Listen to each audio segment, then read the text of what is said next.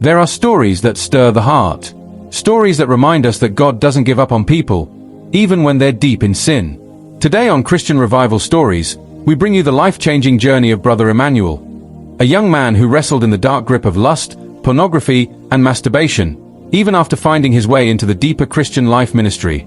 His story is raw, real, and redemptive. It's a story of weakness, warfare, and ultimately, victory. If you or someone you know has ever battled with lust, this story is for you. Lost but religious. Brother Emmanuel grew up in a Christian home. His parents were religious. They went to church every Sunday, taught their children Bible verses, and sang hymns around the dinner table. But like many young people, Emmanuel didn't have a personal encounter with Jesus. By the time he got into secondary school, he had access to a friend's smartphone. And one night, out of curiosity, he clicked on something innocent-looking. But what opened was the door to pornography.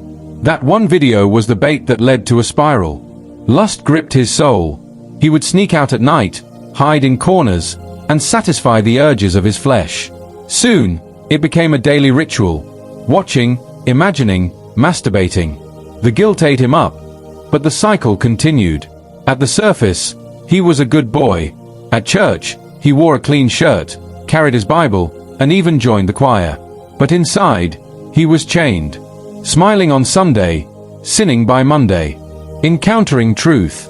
It wasn't until his university days that Emmanuel came face to face with the gospel. A radical preacher from the Deeper Life Campus Fellowship shared a message titled, "Dead to Sin, Alive to Christ." The preacher didn't sugarcoat the word.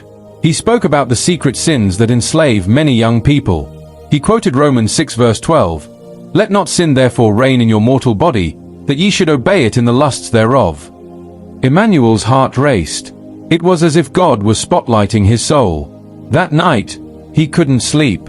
He knelt down by his bedside and cried, "Lord, I'm tired. I'm tired of pretending, tired of sinning. Save me." That night, he truly repented. The weight of years of bondage lifted. He felt peace, for the first time in years. He became born again. But the story didn't end there. The battle within. Though Emmanuel had experienced salvation, the old appetites didn't die overnight. Temptations still knocked. Sometimes, they barged in. He would be reading the Bible and suddenly a lustful image would flash in his mind. A video he watched years ago would replay in vivid memory. At times, he fell back into the act. The guilt after was deeper, because now, he knew better. He tried deleting all the videos. He smashed a smartphone. He even fasted for days. But the struggle continued. Then one Friday, during a revival program, the preacher shared something powerful. The only way to overcome the flesh is to kill it daily. He read Galatians 5 verse 24, "And they that are Christ's have crucified the flesh with the affections and lusts." The preacher said, "Your flesh won't leave willingly. You must starve it. You must soak your mind in the Word. You must pray until something breaks in the Spirit." That message hit Emmanuel like lightning. The turning point. From that day, Emmanuel changed strategy.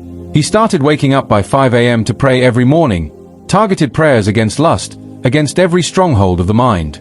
He downloaded audio Bibles and played them daily. Scriptures became his sword. "How shall a young man cleanse his way? By taking heed thereto according to thy word." Psalm 119 verse 9. "I made a covenant with mine eyes. Why then should I think upon a maid?" Job 31 verse 1. "Walk in the Spirit, and ye shall not fulfill the lust of the flesh." Galatians 5 verse 16. Each time a lustful thought came, he quoted scriptures like bullets. He no longer entertained temptation, he countered it. He joined the Deeper Life Campus Fellowship Purity Group. He surrounded himself with accountability. Slowly, but surely, the lust began to lose its grip. After several months of consistent warfare, Emmanuel woke up one day and realized he had gone weeks without a single fall. No urge. No pornography. No masturbation. He was truly free. A word to those still struggling. Today, Brother Emmanuel is a committed worker in the Deeper Christian Life Ministry. He mentors other young men struggling with the same issue. He tells them the truth. Lust is not a weakness to manage. It's a spirit to conquer. To every Christian battling with pornography, masturbation, or lustful thoughts, here's his charge. You're not alone. You're not beyond redemption. But you must fight. You must pray until something breaks. You must feed on the word until your mind is washed clean. Don't just wish for deliverance. War for it. Cry out to God. Run away from triggers. Delete the videos. Disconnect from compromising friendships. And walk with the Holy Spirit daily. You can overcome. Jesus didn't die to leave us in bondage. He died to set us free. Emmanuel is living proof. If God could deliver him, he can deliver you too. Did this story touch your heart? Do you know someone struggling in silence? Share this video with them. Let the story of Brother Emmanuel ignite hope again. Subscribe to Christian Revival Stories and stay connected for more inspiring testimonies of salvation, deliverance, and revival. Because God is still rewriting stories, one life at a time.